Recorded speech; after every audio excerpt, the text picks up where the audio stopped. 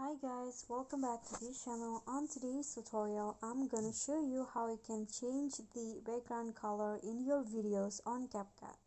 So if you have like a solid color in your background video, you can actually just click on a clips and go to adjust, then click on the HSL and then click on the color of your background video. Then you can just play along with the hue, saturation, and also the luminance. You can lower it down, and you can also add some like this, and it will change the color of your background like this.